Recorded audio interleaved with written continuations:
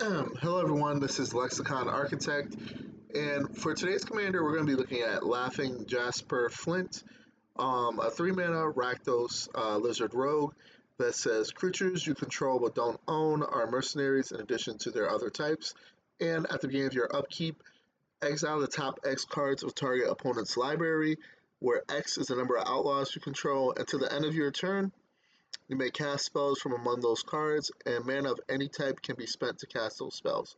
So this deck simply revolves around us playing a bunch of outlaws and stealing our opponent's best cards. Also, it has an alternate win con where you can mill someone out. So let's say you have seven outlaws on the battlefield. You choose an opponent. You're going to exile the top 7 cards of their library, and then if you do not play those cards, they will go to your opponent's exile space.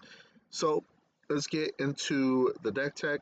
So at mana value 1, we have Dark Ritual for ramp, Hell to pay to generate treasures, Impulsive Pilferer to get a treasure when it dies, and then we can pay 4 to encore it, and then we're going to make 3 tokens if we have 3 opponents, and then at the beginning of our end step, we sacrifice them, so we're going to get 3 treasures out of this regardless.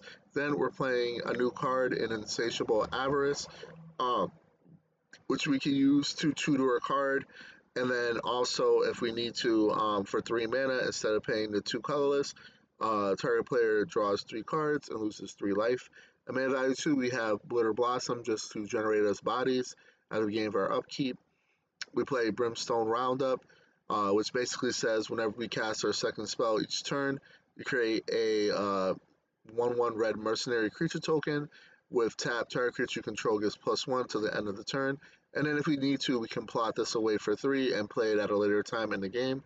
Then we have Dalty Voidwalker with Shadow, so it can only be blocked by creatures with Shadow, and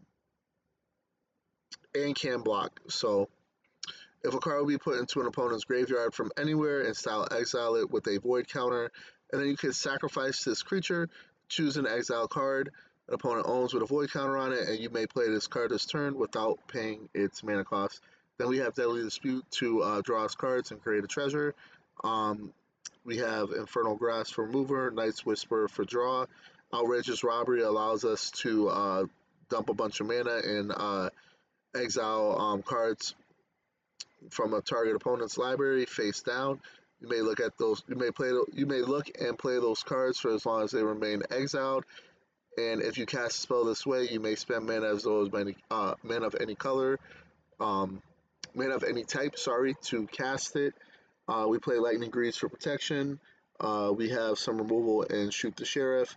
Card draw and Sign in Blood. Some ramp in Talisman of Endurance. And then we have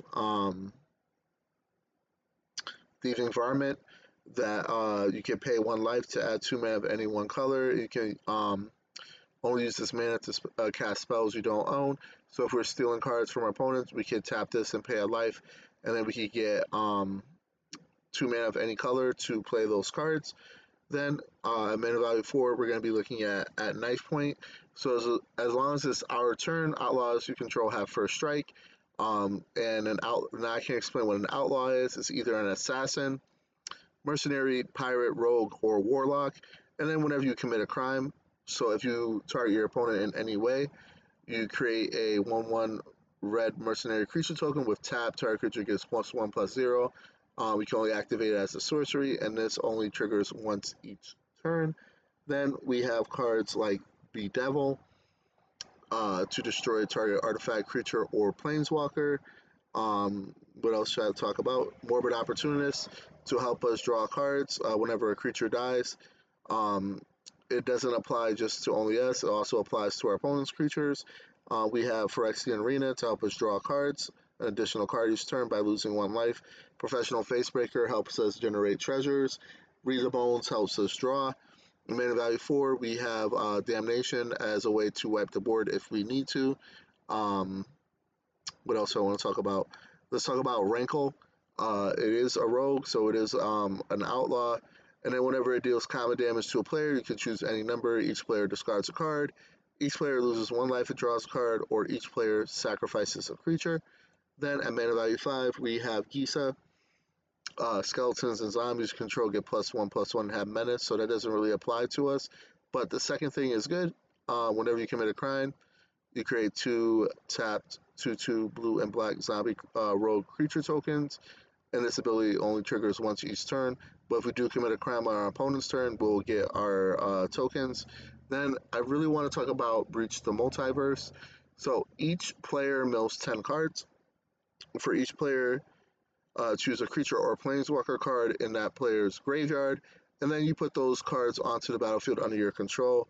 Then each creature you control becomes a Phyrexian in addition to its other types. So this is cool.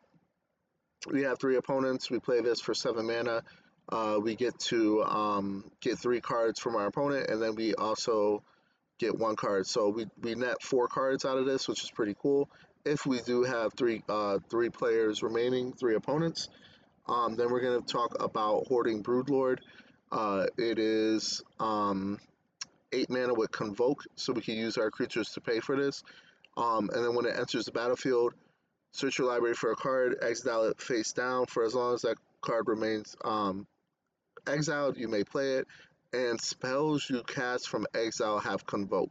So this works extremely well with our commander because it's going to allow us to use our creatures to pay for the cards that we are exiling from our opponent's library.